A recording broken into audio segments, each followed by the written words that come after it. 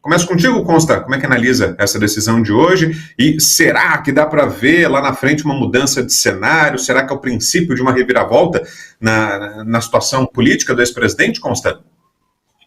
Olha, tem muita gente com essa esperança, né?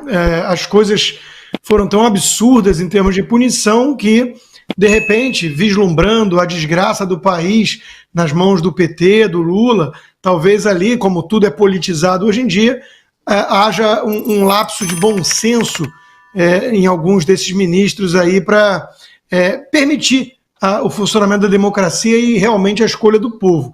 A esperança é a última que morre. Eu não tenho tanta esperança assim. Agora, o Raul Araújo tem dado os melhores votos. Ele tem sido a voz dissidente ali e a voz, cá entre nós, de bom senso, né? Ele tem feito votos técnicos e por isso ele tomou essa decisão. Na questão do Braga Neto com o Bolsonaro no 7 de setembro, é ridículo alegar que foi abuso. Quer dizer, é aquela história, o presidente pode disputar uma reeleição. Então ele tem que ser presidente, ele tem que ser candidato. O que eles estão querendo ali é aquele livro Visconde Partido ao Meio, lá, né, do Ítalo Calvino. Isso não existe, né? O sujeito vai ter que se desintegrar e se materializar novamente como candidato. A Dilma podia usar o Palácio do Planalto, o Bolsonaro nem isso, porque existe um duplo padrão. Agora, a mais bizarra de todas, claro, é a questão da reunião que o presidente fez com embaixadores para falar do processo eleitoral. Quer dizer, é incompreensível por que isso levaria a uma inelegibilidade. Lembrando que Lula, condenado em 3 instâncias pela Justiça Comum, por 9 juízes desembargadores, com provas sobradas, esse está elegível e eleito, né? Agora o outro foi se reunir com embaixadores para falar a opinião dele sobre o processo eleitoral, aí ele está inelegível. É tudo um circo, né? Eu não quero ter a pretensão, Brown, de dar uma opinião técnica ou jurídica. Não porque eu entenda ou não entenda do assunto. Não é preciso entender tanto para saber que as decisões não foram técnicas e sim políticas. Você, Silvio, o que achou dessa decisão? Nada foi técnico, nada foi a letra da lei, ainda que estamos falando da justiça eleitoral. E eu sempre digo que é uma jabuticaba brasileira. O Rodrigo está nos Estados Unidos. Se você fala TSE lá, eu tenho certeza que eles perguntam hã? Mas, enfim, ou seja, a letra da lei, à luz do direito, ainda que direito eleitoral, esqueça. Tudo é política. E política, eu sempre gosto da frase do Magalhães Pinto, que foi governador de Minas Gerais, senador. Política é como nuvem. Você olha, está de um jeito, você olha de novo, daqui a pouco já mudou. Então as coisas vão mudando em Brasília, com muita velocidade. A atual composição dessa corte eleitoral, ela é um pouco, né, pela saída do ministro Alexandre de Moraes, ela é um pouco menos, ela não é tão bélica, vamos dizer assim. Ela não talvez a guilhotina tenha sido recolhida alguns metros para dentro da própria corte, porque estava no meio da praça contra qualquer um que estivesse no espectro da direita, jornalistas, influenciadores, perfis nas redes sociais, políticos, por que não, com ou sem mandato, tanto faz para o ministro Alexandre de Moraes do Supremo Tribunal Federal e ex-presidente do TSE. Então, aparentemente, a guilhotina recuou um pouco. Está lá agora Carmen Lúcia. É claro que a gente tem que perguntar qual Carmen Lúcia está lá. É a Carmen Lúcia da Ação Penal 470, que combateu a corrupção com aqueles votos célebres, ela e o ex-decano, então decano da Corte, Celso de Mello, quer dizer, aqueles bandoleiros, políticos bandoleiros de beira de estrada, que assaltaram o erário, corrupção mata. É a Carmen Lúcia do cala a boca, já morreu? Ou é a Carmen Lúcia versão 2.0? Parece censura, aliás, é censura. Vamos censurar só até segunda-feira? Foi o que aconteceu em 2022. É a Carmen Lúcia que fez esse discurso de posse que parece ter sido redigido pelo Alexandre de Moraes? Então, vamos entender qual é a Carmen Lúcia que assume o TSE à frente das eleições municipais. Depois ela vai ter, inevitavelmente, de passar o bastão para o ministro Nunes Marques, que até agora parece uma esfinge.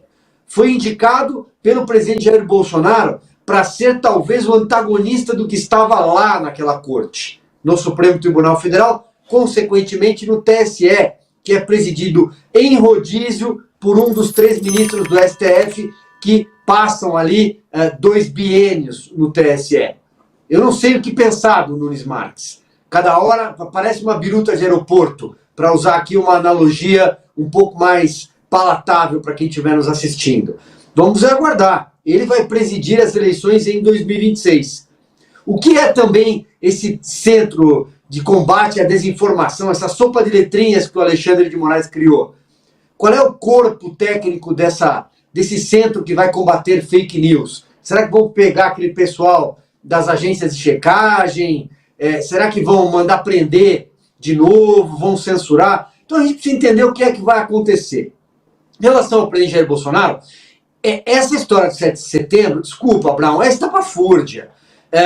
O 7 de setembro foi uma demonstração de civismo, de amor à pátria, de patriotismo, de verde e amarelo, que cobriu a esplanada dos ministérios. Para quem conhece Brasília, vocês conhecem, e eu tenho certeza que uma parte da nossa audiência também, sabe que aquilo é de uma amplitude gigantesca, a esplanada. Para você cobrir a esplanada de verde e amarelo, tem que ter muita gente.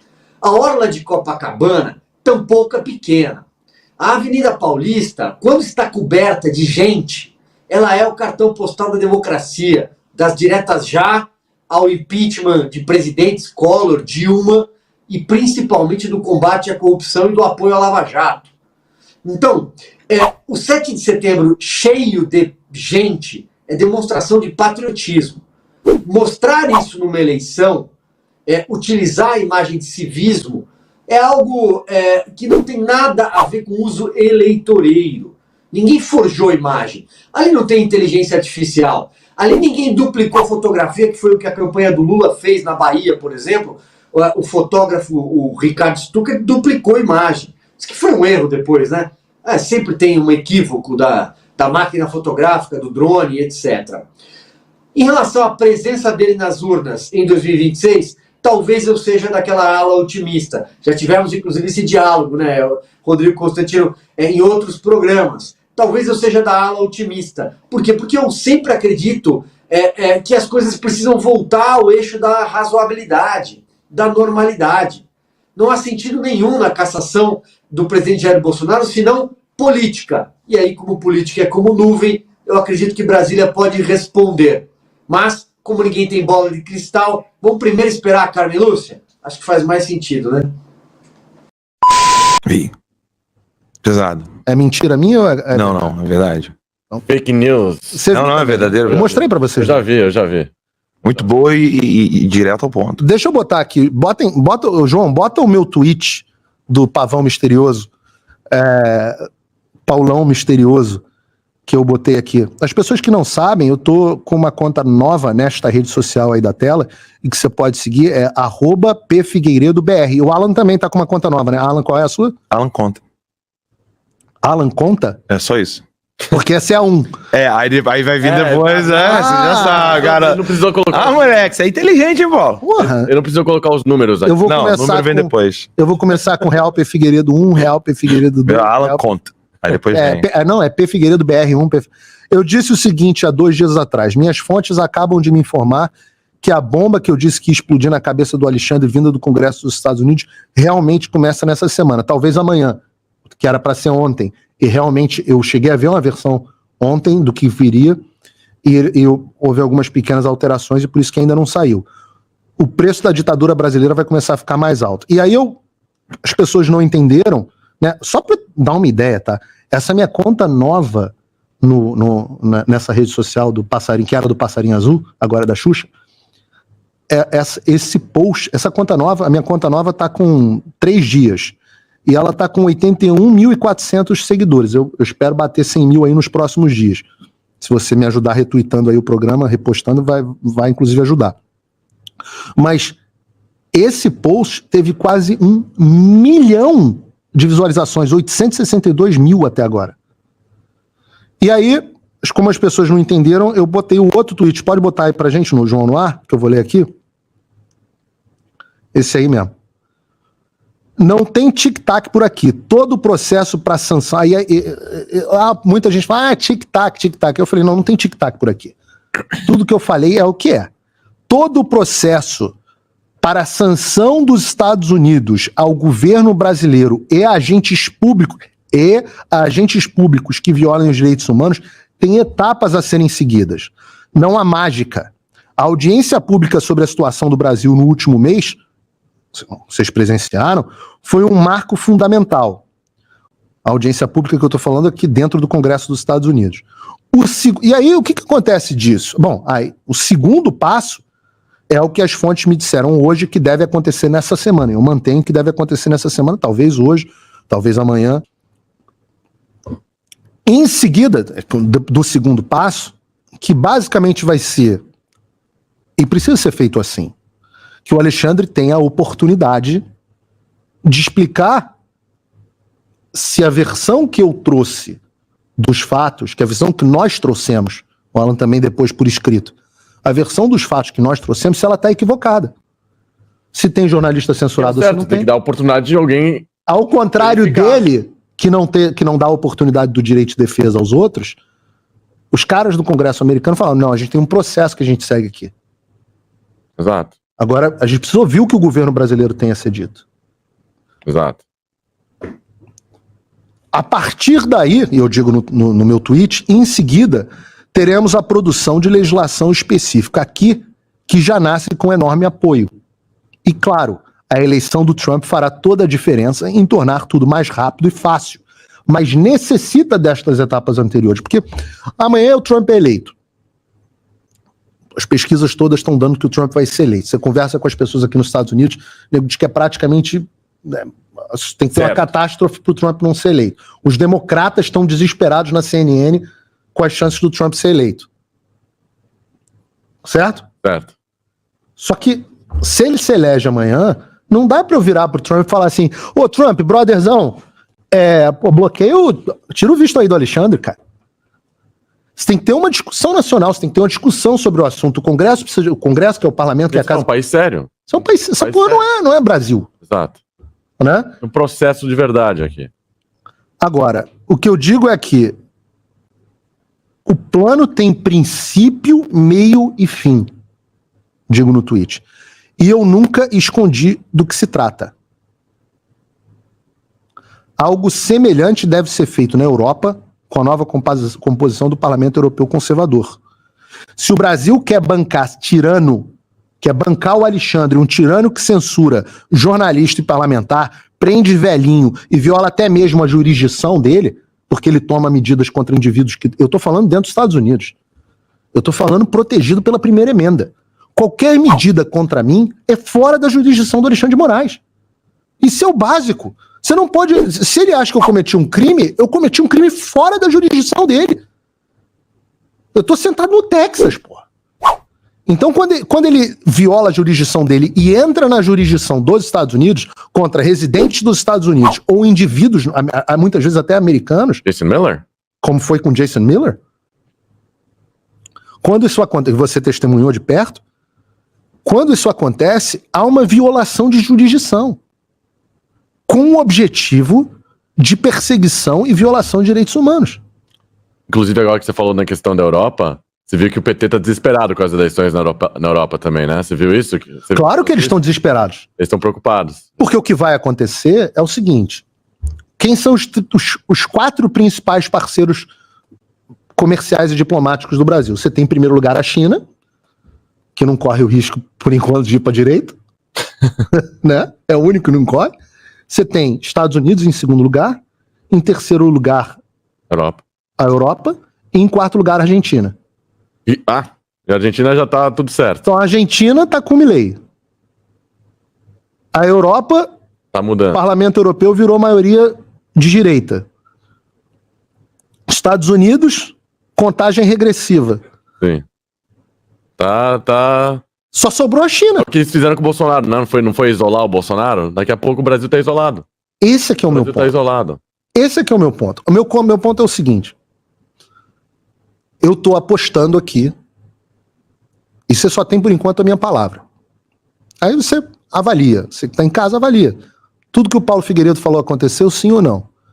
Eu estou falando que vem uma bomba que é um questionamento formal sobre as violações de direitos humanos que estão acontecendo. E que isso vai determinar um projeto de lei que vai sancionar. Eu já vi o rascunho. Está esperando a resposta do Alexandre para concluir o projeto. Vai sancionar o Brasil e os agentes públicos. E é por isso que a gente está separando o nome dos delegados da Polícia Federal que estão agindo. A gente quer chegar nos agentes que estão agindo com o Alexandre. Agora, a responsabilização também de Pacheco, também de Lira, também do presidente do Supremo Tribunal Federal, Barroso, que eu não sei, vive num apartamento aqui em Key Biscayne, na Flórida. Não sei se é dele ou se é de um amigo dele, porque esse pessoal gosta de... Mendes não tem um lugarzinho em Portugal também? Portugal, mas aí Portugal a gente tem que esperar o Chega formar o novo governo. O Parlamento Europeu? Para fazer sanção também a agentes públicos que violam a lei. Agora, essas sanções, eu lamento dizer, eu não quero ferrar o povo brasileiro, não. Mas tem que haver um preço. A ameaça que foi feita, isso diz a reportagem do Financial Times, a ameaça que foi feita pelo governo americano da administração Biden aos militares brasileiros, aos políticos brasileiros e aos funcionários públicos brasileiros, era de que se houvesse contestação do processo eleitoral, o Brasil ia se tornar um pária. Uhum. Eu estou dizendo, eu estou avisando, você do establishment, você desse grupo que lê Estadão, a direita está voltando ao poder no mundo. Eu não faço parte de acordo nenhum. Esses acordos que vocês fizeram com Tarcísio, Bolsonaro, não sei quem, isso para mim vale nada. Enquanto vocês continuarem violando os direitos humanos, eu vou continuar trabalhando para que o governo brasileiro e os agentes públicos brasileiros sofram sanções da comunidade internacional. E a pergunta é, quanto tempo... Existe um plano, e eu já falei, o meu plano está em curso. Não é, né? Não, tudo que eu disse para você que eu ia fazer, eu fiz ou não fiz? E mais. Falei que passava pela, primeiro, conscientização da sociedade americana e da direita americana do que se passava no Brasil. Não tinha a menor ideia do que acontecia. Segundo, depois a gente ia ter que formalizar com o Congresso dos Estados Unidos o que estava acontecendo aqui para dar ciência formal. Foi cumprido. Agora vem a resposta, o direito de resposta ao Brasil, ao governo brasileiro. O Arthur Lira vai estar copiado. Rodrigo Pacheco vai estar copiado. Carmen Lúcia, a nova presidente do TSE, vai estar copiada. Barroso vão estar copiados. Vão ter oportunidade de responder. Não é nada disso. Paulo Figueiredo é um mentiroso. Tudo que ele está falando é mentira. Alan dos Santos é mentiroso. Ludmilla é mentirosa. Michael Schellenberger é mentiroso. Eles vão ter oportunidade de fazer isso. E aí vem, efetivamente, o projeto de lei. E aí é um projeto que já nasce com o apoio do Trump, que já nasce com o apoio do CPEC, e que não vai ser do dia para a noite. Eu nunca estou prometendo soluções mágicas. Eu sempre estou dizendo a vocês, é urgente ter paciência. Solução para o Brasil de curto prazo é parar de pensar no curto prazo. O Olavo falava. Exato. Eu estou pensando... mas eu não sei se o Trump vai ser eleito. Sim, mas eu preciso construir as bases para quando ele tiver eleito, ele ter os recursos para agir. E para isso ele precisa da legislação. Uhum. Não, o próprio Olavo falava para mim, eu lembro, anos atrás, que eu tava meio que sonhando aí, não, agora o Brasil tá tudo certo, o Bolsonaro presidente, Trump presidente dos Estados Unidos, né, naquela época. O Olavo falou para mim, você tá olhando agora, não vai acontecer, vai ter muita merda para vir ainda. Muita merda. Eu não acreditei na hora, para te falar a verdade. Mas agora pensando assim, eu achava... Hashtag Olavo tem razão. Eu achava que tinha solução... Nunca vou dizer que achei que tinha solução fácil, que eu entendo o que é comunismo, o que é a agenda dos caras. Nunca achei que ia ser fácil. Mas eu não achava que ia ser tão complexa como eu acho que vai acabar sendo no final.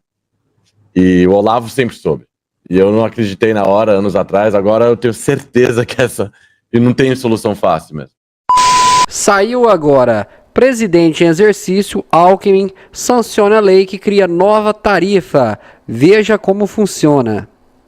Geraldo Alckmin, presidente em exercício, sancionou hoje a lei que cria a tarifa social de água e esgoto para famílias de baixa renda. Enquanto isso, o presidente Luiz Inácio Lula da Silva está em agenda internacional na Europa desde quarta-feira passada. A tarifa social de água e esgoto oferece um desconto de 50% sobre a tarifa aplicável à primeira faixa de consumo, seguindo as diretrizes da Agência Nacional de Águas e Saneamento Básico. Essa medida beneficiará usuários com renda per capita de até meio salário mínimo, desde que estejam inscritos no Cadastro Único para Programas Sociais, CadÚnico. Além disso, famílias que tenham pessoas com deficiência ou idosos com 65 anos ou mais que recebam o benefício de prestação continuada, BPC, também terão direito ao desconto. Vale ressaltar que os valores recebidos do BPC ou do Bolsa Família não serão considerados no cálculo da renda per capita. Caso uma família beneficiada deixe de atender aos critérios de elegibilidade, ela ainda terá o direito de manter a tarifa social de água e esgoto por pelo menos 3 meses. Nesse período, as faturas deverão conter um aviso sobre a iminente perda desse benefício. Outra notícia na tela. Saiu agora. Bolsonaro aparece ao lado de Nunes, presenteia o prefeito de São Paulo e fala em noivado. Apesar da indefinição sobre o vice, o ex-presidente Jair Bolsonaro do PL reafirmou na última sexta-feira seu apoio ao prefeito e candidato à reeleição de São Paulo, Ricardo Nunes, do MDB, que ganhou sua própria medalha de imbrochável. Durante uma coletiva de imprensa, Bolsonaro descartou a possibilidade de apoiar o pré-candidato do PRTB, Pablo Marçal, na disputa pela capital paulista. Ao final da coletiva, Bolsonaro entregou a medalha de imbrochável a Nunes. Em resposta a Pablo Marçal, o prefeito de São Paulo fez questão de exibir o objeto, reunindo o governador de São Paulo, Tarcísio de Freitas, do Republicanos, o ex-presidente Bolsonaro e o postulante a vice, Ricardo Melo Araújo, para uma foto. O empresário e influenciador digital Pablo Marçal havia alfinetado o prefeito de São Paulo, Ricardo Nunes, nas redes sociais por ter recebido do ex-presidente Jair Bolsonaro uma medalha de imbrochável. Esse é o brasileiro que mais brilhou como presidente do Brasil, o único na história a diminuir impostos reais. Almoçamos juntos e não pedi nada a Bolsonaro. No entanto, tomei conselhos importantes que irei seguir, disse o empresário. Em breve teremos você novamente guiando essa nação.